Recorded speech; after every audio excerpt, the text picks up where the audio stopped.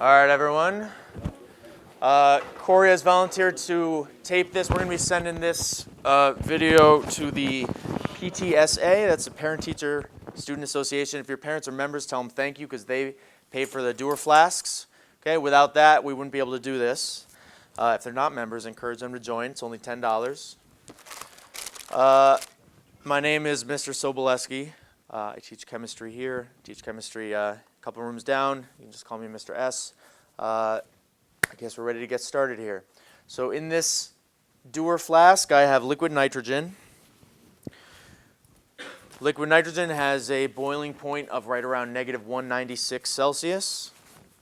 So at this point, let's get the goggles on, please. And so we appear to have lost quite a bit. You see, this boils very quickly because it boils at negative 196. So does anyone know approximately what temperature we're at right now in Celsius? Anyone have an estimate of room temperature? Close. That'd be a little warm. It's right about 20. Okay, so we're right around 20 Celsius. This nitrogen's boiling at about negative 196. So clearly, it's going to start boiling very quickly. All right? So you can see this gas coming off here. Well, the first little demonstration I want to do involves gas pressure. Now, I'll try with the glove first. Now, this works sometimes. I'm not guaranteeing anything. All right, so those of us that have covered gas laws, inside a glove like this, I have gas. Now, is that moving relatively fast or slow compared to, say, liquids or solids? Right. So we have fast-moving particles here. Let me grab a pair of tongs. Go ahead and dunk this in. So if the particles are moving quickly, let me see what happens if I were to dip this in here. Now this shouldn't really break. You could hear that cracking sound. And if I lift it out, depending on if there's a hole in it, it should start inflating again. Another way to demonstrate this is with a balloon. Now, does anyone here have a latex allergy? 100% sure on that? All right. So this also works well with a balloon. Let me pull that out. Oops. That's fine right there.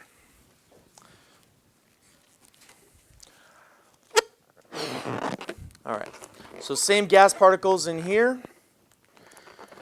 They're moving around pretty quickly. Let's go ahead and cool these down by dunking it in the liquid nitrogen. Just use my hand for this one. Oops.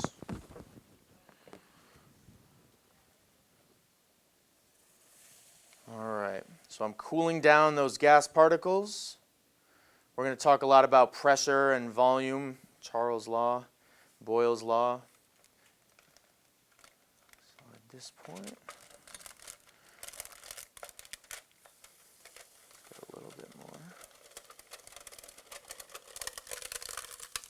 that's my balloon.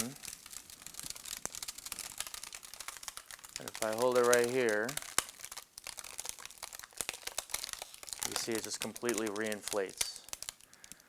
So the balloon is strong enough to kind of withhold that pressure, and we have, you can definitely see the changes in pressure inside the balloon. Basically, the reason the balloon's able to stay at this size is that right now, the air particles inside are smashing against the walls from the inside. They're, hitting it with extreme speed. So why is this balloon staying like this, and why isn't it constantly growing? That's because the air outside is pushing in with the exact same speed. So if I dip this in and cool them down, they're going to get slower, they're going to get weaker, and they can't really hold that form anymore. So let me just do that one more time. Dunk it in here. These are susceptible to breaking. It happens every now and then.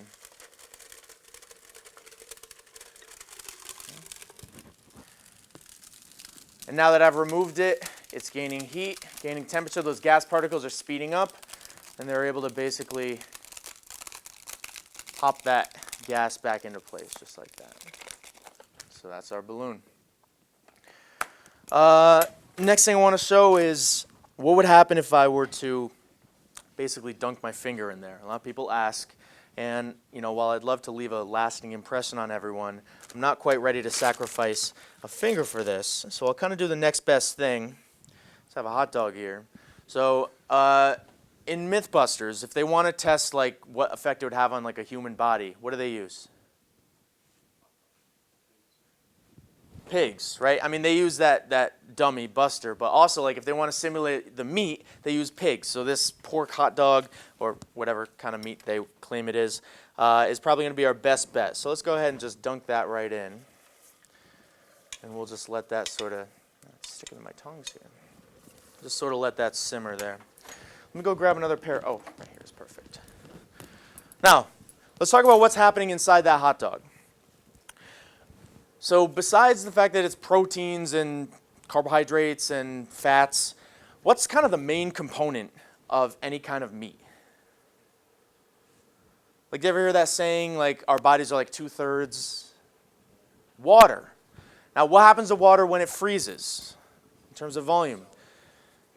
It expands, and that's the key. If you were to take hot dogs and put them in the freezer, the water inside those cells are going to slowly, over the course of a couple hours, expand a little bit, and that's fine. When you take it out, that water is going to turn into a liquid again. It's going to melt, and it's going to sort of shrink those cells, and that's fine. But if you drop it in liquid nitrogen, that expansion happens so quickly that it's going to basically shatter those cells. Now, that hot dog is an animal cell, so is it cell membrane or cell wall? Membrane.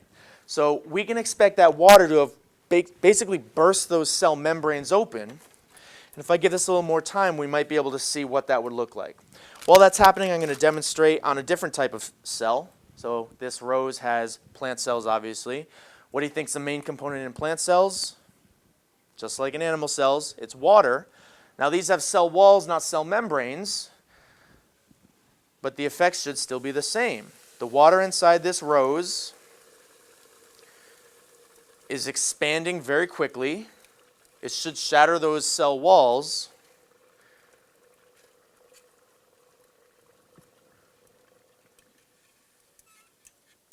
If I pull that out, we have a very cold rose, but it's still a regular rose. So I told you the cell walls are shattered, but unless you apply a sort of force to it, you can't really tell. So I'm going to go ahead and smash it right here on this plastic thing. All right, 3, 2, 1. Right there. And if you didn't see that in the back, basically shatters that rose into a million pieces there. Okay, let's check out how the hot dog does. Oh, looks like there's a rose stuck to it. Rose petal. All right, so here's my hot dog. Notice that big crack down the middle. And if I kind of do the same thing, let's see what we get. All right, so that breaks into a million pieces as well. So yeah, that is what would happen if I were to dunk my finger in there. Obviously, my bones probably wouldn't crack like that, but my skin certainly would, because it's mostly made of water, just like that hot dog. All right. Next thing I want to do involves these racket balls. Okay, very bouncy, made of nice rubber. Now these aren't alive, obviously, so they don't have that much water in them. I mean, there might be some water locked into the rubber process, but this is going to be a different type of material, just a synthetic material. So let's just go ahead and let these sort of soak in here. Now they do float, so that tells you a little bit about the density of that. And speaking of density, let's talk about the density of this gas coming out of here. So obviously this is nitrogen gas coming out from boiling nitrogen. And you see that it's sort of dropping, and that's mostly to do with its temperature.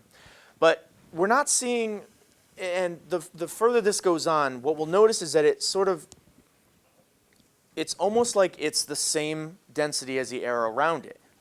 And why would that make sense? Why would nitrogen tend to just kind of hover in the room? Well, what's the air in this room made of, primarily? Nitrogen gas. It's like 78% nitrogen. So this is very similar to what the rest of the room is. That's why I'm okay breathing this stuff in. I mean, if I were to like lock my face in there and just breathe that, I'd be in trouble. But it's similar to the conditions in the rest of the room. Okay, so let me go ahead and let those racket balls, spend some time in there. I'm going to go ahead and clean this out while I prepare the next demonstration. And while I'm doing that, let's talk a little bit about the volumes of liquids and gases. Dr. Russell, can you just get all that in the garbage for me while I talk? So, when we have a liquid, I know my class we've done little drawings with the whooshes. I don't know if Dr. Russell's gotten to that yet. But when you draw a liquid, you sort of draw it spread out on the bottom. And then when you draw a gas, where are those particles now located? Yeah, they're everywhere, so they expand. Now, when we drew those in my class, like the liquids would be down here and the gases would be everywhere. So in those little drawings, it's almost like the volume doubles or maybe the volume triples. But in reality, it doesn't double and triple. It increases by hundreds or even thousands of times. So when you boil a liquid, whatever volume was occupied by that liquid is now going to be hundreds or thousands of times larger when it's occupied by that gas. That comes into play in our next demonstration. So here I have a ping pong ball, and I have poked a little hole in it with a needle.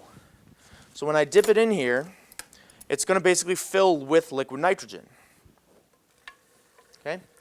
Now, when I remove it from the liquid nitrogen, it's going to be exposed to the 20 degrees Celsius air. And what's that nitrogen going to want to do? Well, not want to do. What is it going to be forced to do?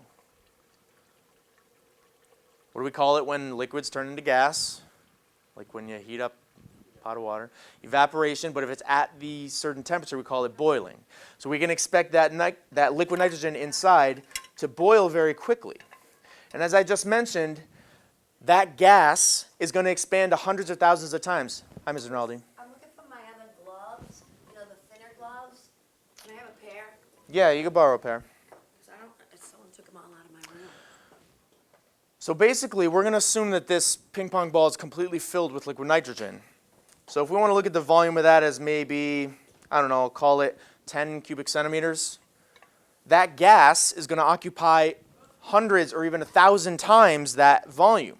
Now, if I didn't have a hole in there, if I managed to seal that hole off, what would happen? What do you think? What would happen to that ping pong ball? It has to boil. I wouldn't say it would collapse. I mean, it's filling with gas, right? Yeah, I mean, you're right that it would break, but it wouldn't break in on itself. It would explode out. That gas has to go somewhere. If I don't leave a hole for it, it's going to just build pressure, and it's going to find the weakest part of that ping pong ball, and it's going to explode. But without that, we should see, or with the hole in there, we should see some kind of movement. Now, I'll do this twice. Let me get this side of the room, and maybe you guys can sort of come close here. And those of you in the back, maybe stand in the back. I'll do this over here so that everyone can get an up-close view. Yeah, let's just maybe back up a little bit, get like a semicircle.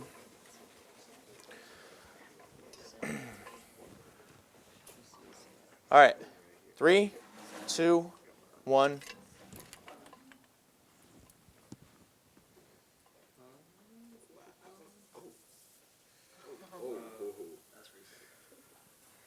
I'll do this over here for you guys after.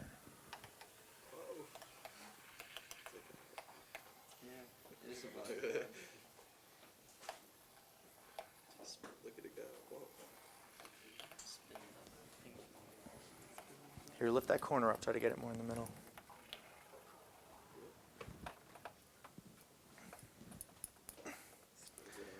All right. So we can clearly see it spinning around. Now, this used to actually work better. I managed to warp this plastic by pouring liquid nitrogen on it. Shouldn't have done that. But let me go ahead and demonstrate on this side. So those of you who want to back up a little bit, Zach, can you grab that plastic tray and put it right over here?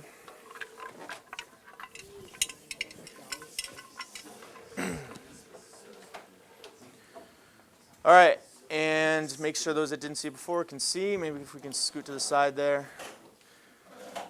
All right, 3, 2, 1.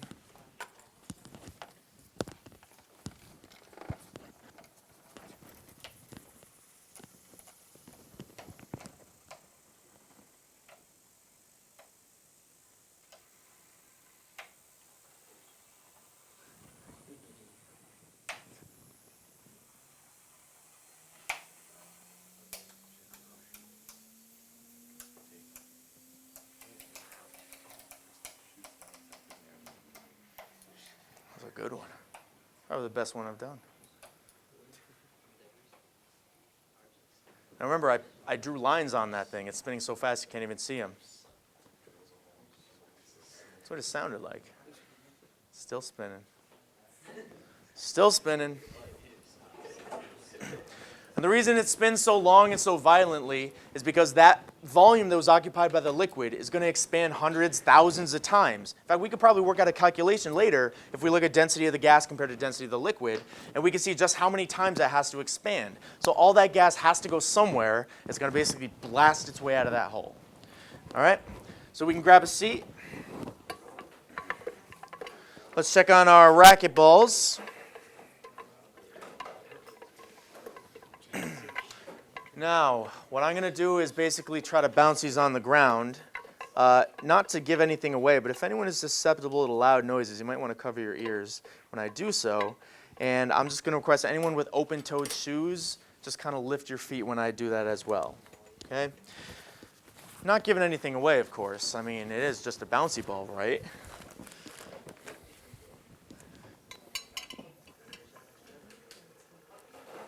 All right, so here's my racket ball. In 3, 2, 1. Sounds like glass, looks like glass. Now don't touch these pieces, please, because they're still extremely cold. With my gloved hand, I could touch them, and I could see they basically resemble something like glass. Okay? Now we'll let these sit for about 5-10 minutes, and they should basically thaw back in regular rubber. I got one more, may as well demonstrate the other one. I'll kind of go to the back of the room here. I got more people on that side. Feel free to come by and look closer if you want.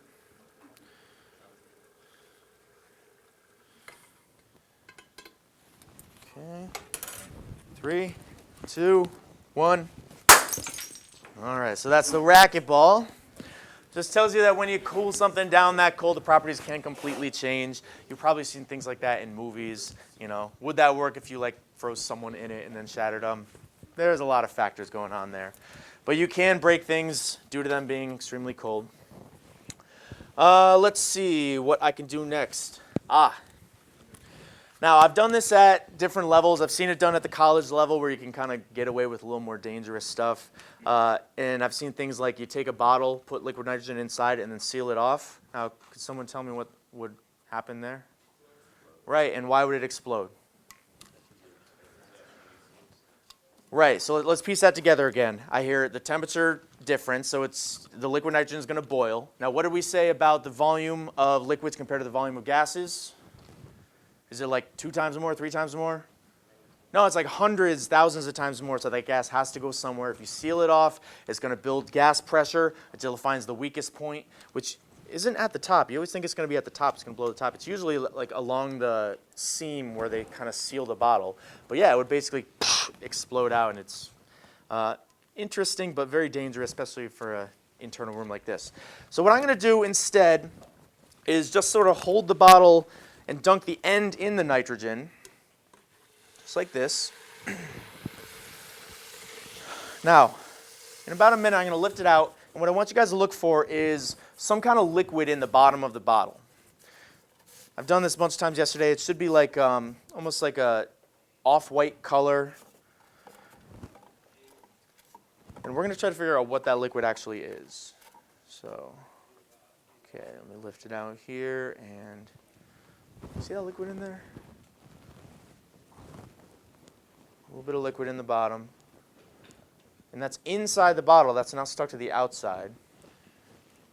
And if I look again, it's gone. So it boiled away very quickly. Now, let's try to talk about what type of liquid we just saw in this bottle. Who has an idea of what it could potentially be? Mr. Guevara, what do you think it could be? No, this is to make a point. Oh. Put it in there.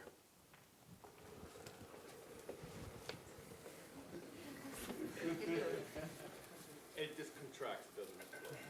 It's water. Sure it does. Well, anyway, one thing that people often think is that it could just be water. Now, there's a couple of reasons why that... It's absorbing a lot of heat. There's a couple of reasons why that doesn't really make sense. First of all, if that were water, would it boil away that quickly? Of course not. Very See that, good. guys? That's ice right there. And you can see some of the ice forming. Right. If it was water. Right. So thank you, Mr. Guevara, for dunking something in the liquid nitrogen right next to me when I've never done it before. If that were, in fact, H2O inside the bottle, it would not be in the liquid form. It would obviously be in the solid form. Okay? Check it out. There we go. Ice in the bottom there, nice and hard. All right. So it's not water. It's not H2O. What else could it be? What liquid could we form in there? Could be nitrogen. Let's talk about that. Another reasonable explanation. Now, it could be that the liquid nitrogen is finding a way to kind of seep through the plastic and get in there. And I could just tell you that's not the case. Otherwise, that basically the hole would be growing every time I did this. And another thing people think is that maybe it's so cold that it's condensing the gas in the air. Because remember, we said 78% of what we're breathing in here is nitrogen anyway. So maybe it's just so cold that it's pulling that in and forming it into a liquid. Well, that's really not really going to work, because basically the surface temperature of that is going to be pretty much exactly at the boiling point, maybe even a degree or so higher. We would need to really get it lower than 176 in order to freeze it. Basically, the process is going one way. We would have to really cool it down to go the other way. So it's not going to be nitrogen either. So it's not water, it's not nitrogen. What else could it be? Could be oxygen. Anyone have a phone with them? Look up boiling point of oxygen. And when you get it, let me know. 183. Fahrenheit? What is this, all solid oxygen? Or? Celsius. Ah, Boiling point is 183. I think you mean negative 183, Negative right, Mr. Guevara? Thank you. Let me just get Annabelle, can you check that? I don't know if I trust Mr. Guevara back there. Okay, and good. So negative 183 Celsius. What did I say nitrogen boils at? Negative, it was 196, right? So basically, this nitrogen is negative 196. Oxygen boils at negative 183, which is slightly warmer. So it would make sense that it's just cold enough that we could, in fact, condense that oxygen into a liquid, but it's not cold enough to turn the nitrogen into a liquid. So in fact, you're absolutely correct. We have created liquid oxygen in this bottle. That's basically rocket fuel. Obviously, we can't really gather it unless you pressurize the chamber here. But it's interesting to see that we can form liquid oxygen. Okay? Good question, Mr. Guevara. Why couldn't it be liquid CO2? Anyone have an idea? And this doesn't even have to do with the boiling point of CO2. Let me ask this. Anyone ever seen dry ice before? Yeah. Do you know what dry ice actually is? It's not nitrogen. Dry ice is solid CO2. You could buy it in pellets, or you could buy like a big brick. It's white in color. It looks almost like ice, but it's extremely hot. And the reason it's called dry ice is that it can't actually form a liquid. Certain things, they go right from solid to gas. Anyone remember what that phase change is called when it skips liquid? Starts with an S. Sublimation. Close. Sublimation. Right. Sublimation, it jumps right from solid to gas. So in fact, it could not be liquid CO2, because under the conditions we're at right now, we can't actually have liquid CO2. We can create it if we adjust the pressure. And in fact, later in the year, we're going to do that. We basically take a pipette, put a little piece inside, and squeeze the pipette shut. Pressure builds up, and you can actually form liquid CO2, but not in this case. All right. Next thing I want to show is that you can, in fact, use liquid nitrogen in cooking. Anyone ever seen it used on like a cooking show or even in a restaurant? No? I've seen it a couple times on like Food Network. If they want to cool down some ice cream really quickly, they'll basically take the sugar and the milk and all that, and they'll either pour nitrogen over it, or they'll kind of dunk it in, and it just instantly freezes. It gives it kind of a unique texture.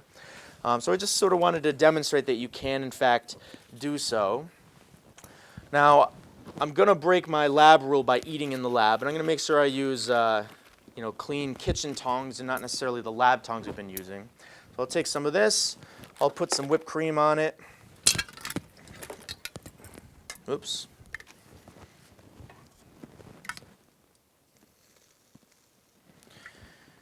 And I'll go ahead and dunk this in. Now it's not gonna like turn into ice cream. I heard a lot of people say that. It is gonna definitely solidify though, or freeze.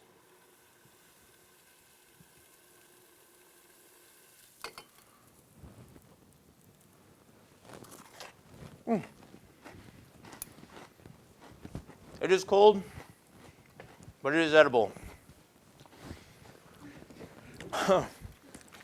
Yeah, that one's it's fun to do just the one time because it gets really cold the second time. But anyway, I just want to demonstrate you can in fact use it for cooking. That is one of its uses. Let's see, the next thing I want to demonstrate.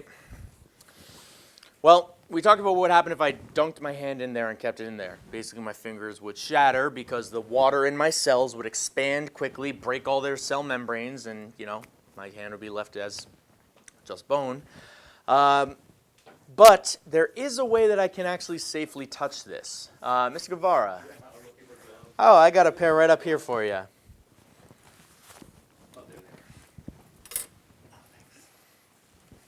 All right, you know the routine, Mr. Guevara.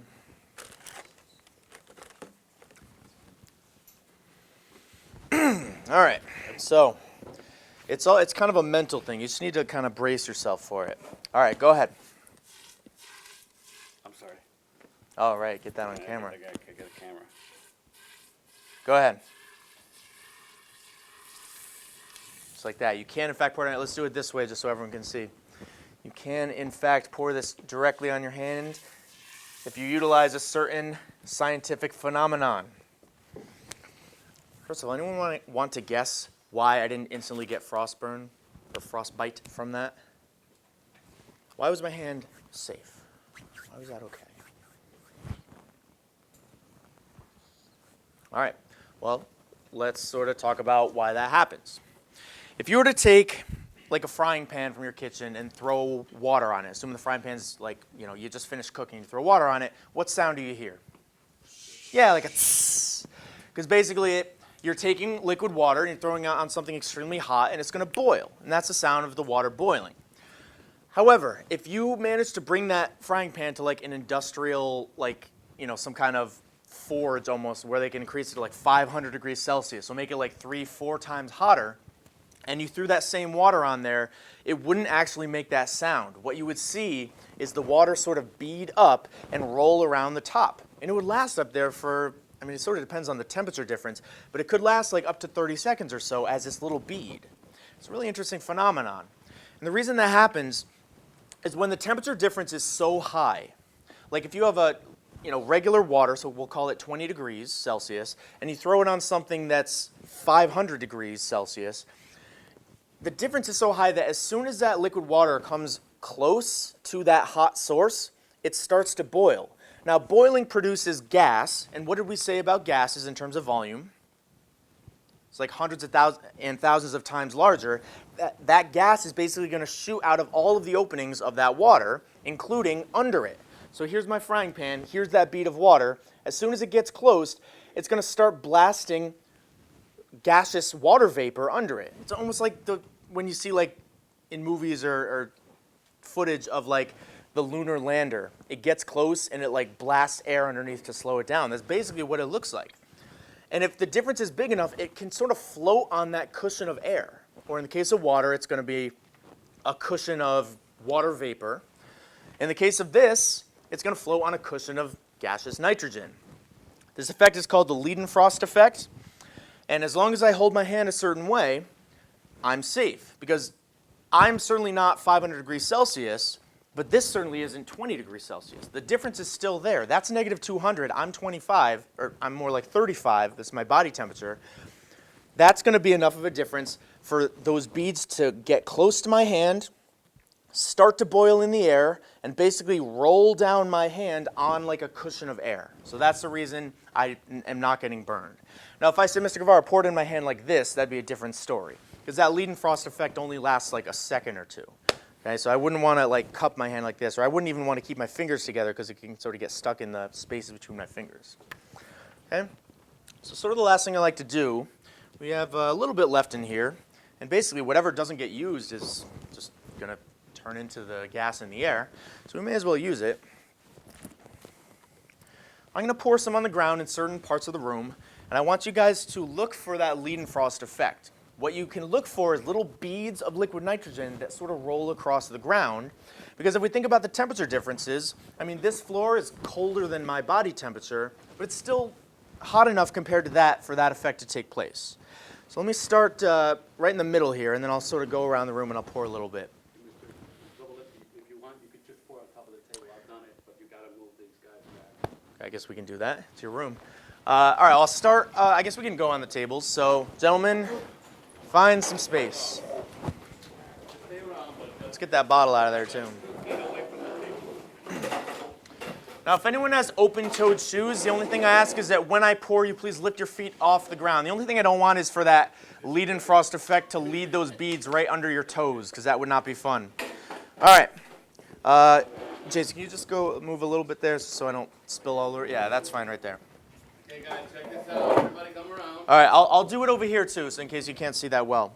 All right, 3, 2. Let me get these backpacks out of here. Oh, that's okay. They won't suffer. I'm sure it's fine, too, but eh. All Frostbite. right, 3, 2, 1. See those little beads? There's even one right here. It's still floating on the table. That's floating on a cushion of air right there. We'll do it one more time right here. Maybe don't pour it so high, just a little bit lower.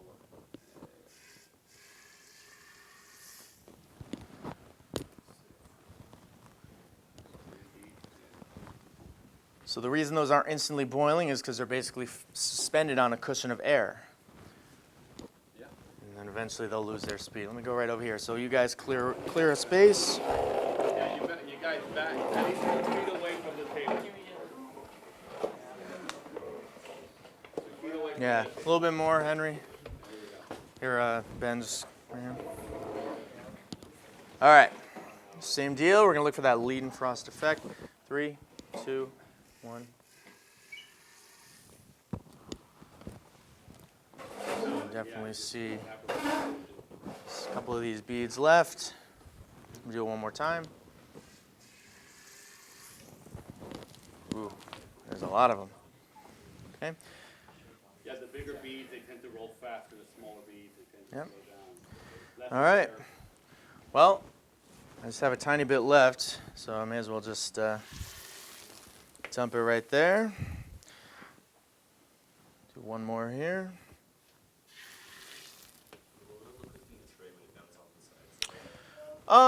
I guess I could demonstrate that. It sort of warped it a little bit, but the damage is already done, so it kind of turned itself back.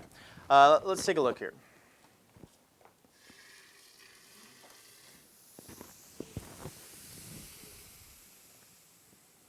You can see how, because it's so cold, the difference in air temperature, these guys are just, but eventually they'll Oh, expand. that wasn't bad.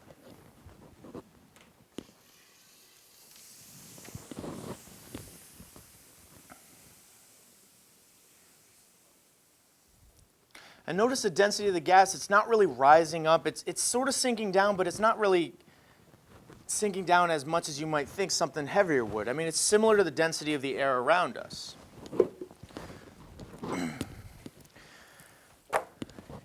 It's definitely kind of, oh, I got some liquid still over there. That Leaden frost effect really taking effect. All right. So yeah, you can see it's kind of bulged out in the middle now. That'll kind of in time flatten out again. So that's really all I had. Are there any questions? Anything anyone want to know? Thank you all. Thanks again, PTSA, for supplying the Dewar flask so we can do this. I mean, those flasks will last 20 years, so we'll be doing this a long time. All right.